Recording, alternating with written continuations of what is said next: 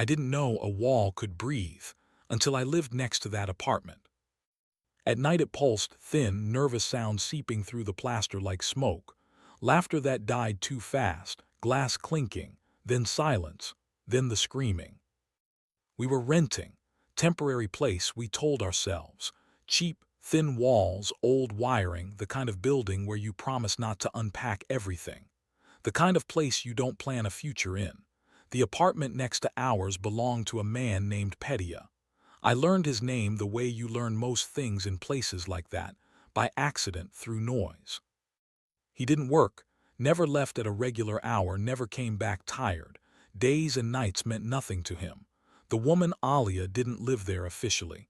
She came over, always with bags, always with bottles, cheap alcohol in plastic, sometimes glass when she wanted to feel fancy. I could hear the bags hit the floor. The ritual never changed. At first it was just noise, annoying but distant. You tell yourself it's not your business, you turn the TV up, you close the bathroom door, you pretend walls are thicker than they are. Then the words started coming through. Not conversations, accusations. You're nothing. You think I don't know. You'll crawl back anyway. His voice was low and steady. Hers was sharp, frayed at the edges, like it had already been screaming long before it reached our wall. After the drinking came the push and pull, furniture scraping, something hitting the wall, her breath breaking into sobs that sounded more angry than sad. She'd run out, door slamming hard enough to shake our light fixture, footsteps down the stairs, silence. 10 minutes, sometimes 20.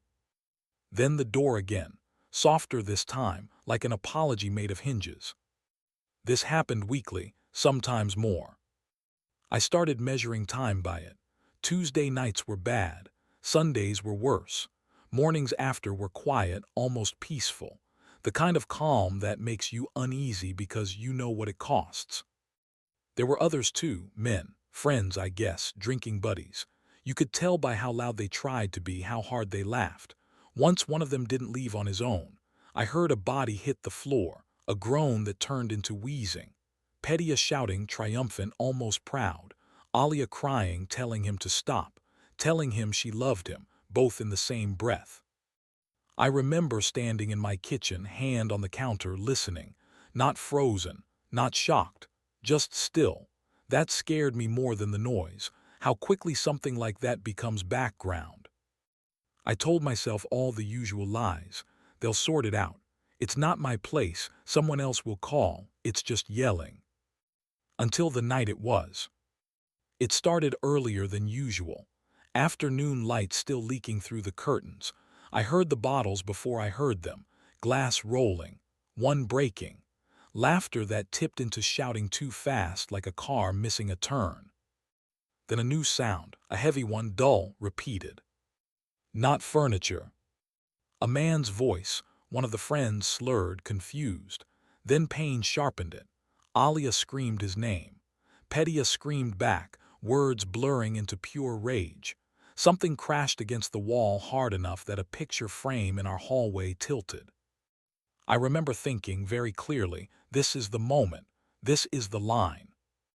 The scream that followed wasn't dramatic, no movie-style terror. It was raw and ugly and wrong, like an animal realizing too late it's trapped. I called. Police, ambulance. My voice sounded calm, too calm. I gave the address like I'd rehearsed it. Hung up and waited, heart pounding, every sense turned sharp. The sirens came fast, red and blue slicing through the stairwell, doors opening. Commands shouted, heavy footsteps. The smell of alcohol hit even through our closed door. They took the friend out on a stretcher, alive, barely conscious. His face was swollen, already turning dark. An EMT asked questions no one answered. Alia was sitting on the floor, hair wild, lips split, arms wrapped around herself like she was trying to keep something inside from spilling out. A police officer crouched in front of her, voice low, practiced. Do you want to file a statement? A pause. Do you want to press charges? I held my breath without realizing it. She shook her head. No. One word flat, final. The officer nodded like he'd expected it, like he'd heard it 1,000 times. Maybe he had. Petya leaned against the doorframe, wrists already cuffed, face calm, almost bored. He looked at her not with concern or anger, but certainty, like he already knew the ending. They took him anyway, procedure, cooling off period, that's what they called it later. The building went quiet after they left, too quiet, the kind of silence that rings in your ears. Alia stayed. I heard her unlock the door a few hours later. Slow steps, careful, like every movement hurt. She didn't cry that night. She didn't scream. She just existed behind that wall, breathing shallowly while the apartment held its breath with her. Petya came back 2 days later. Nothing changed. Except me. I stopped pretending the wall was just a wall. I stopped turning the volume up. I started listening, not out of curiosity but out of responsibility, because knowing and doing nothing felt worse than fear. Weeks passed, then months. The pattern held. Violence, separation, return like gravity. One night after another fight, after another door slam and another quiet return, I heard something different. Not yelling, not crying. Laughter. Soft, intimate, dangerous. That was when I understood the hardest truth of all. Some people don't want saving. Some people are loyal to their own destruction. We moved out not long after, found a better place. Thicker walls, more light, friends congratulated us. Fresh start, they said. But sometimes, late at night, I still think about that apartment. About the way the silence felt after the sirens faded. About the single word that decided everything. No. And I wonder how many walls are breathing right now. How many people are standing in kitchens, hands on counters, telling themselves it's not their place. I wonder how many endings sound exactly like that, quiet, final, and chosen.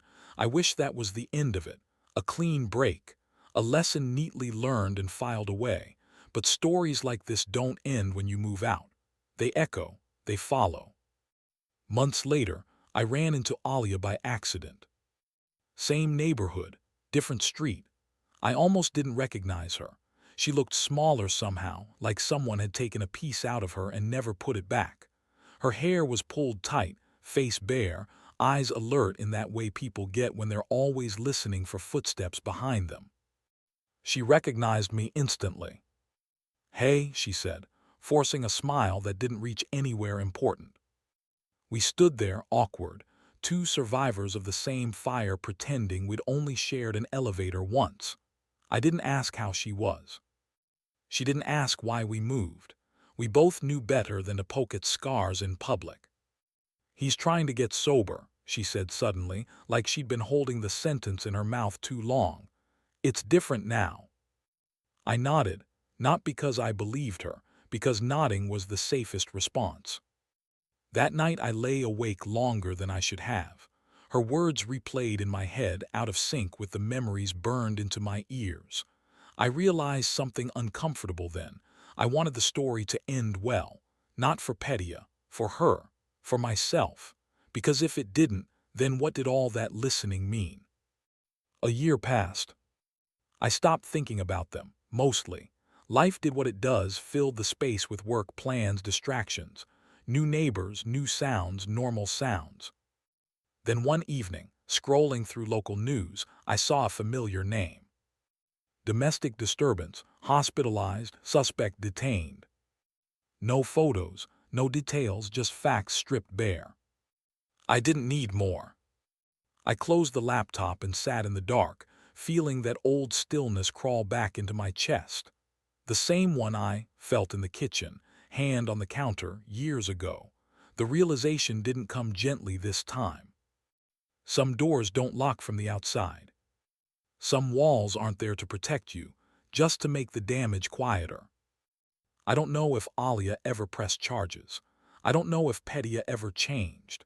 I don't even know if they're still alive in the same way people usually mean when they say that. What I do know is this: silence is never neutral, it always chooses a side. And for a long time, so did I. That's the part I don't forget.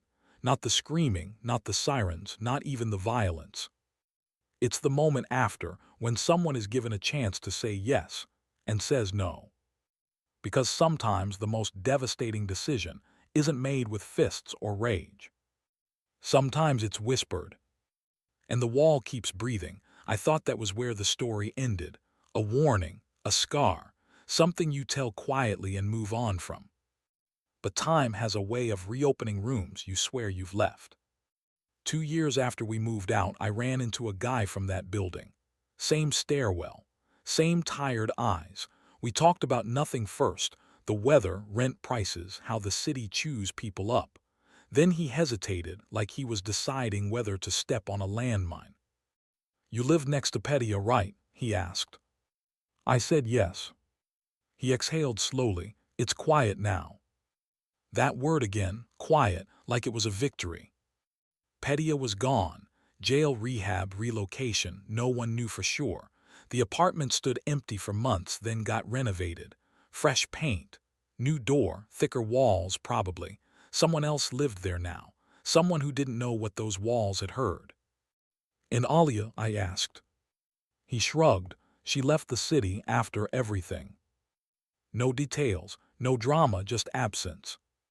On the walk home, I realized something that bothered me more than the violence ever did. From the outside, it all looked resolved. The noise stopped. The police came. The problem disappeared. But nothing was actually fixed. I used to think the worst part was the screaming. The nights when I stood frozen, counting seconds between crashes, wondering if this would be the one that went too far. I was wrong. The worst part was how easy it was to get used to it. How the brain starts filing horror under background noise. How you begin to recognize patterns, predict outcomes, and still do nothing because nothing ever changes anyway. Until it does.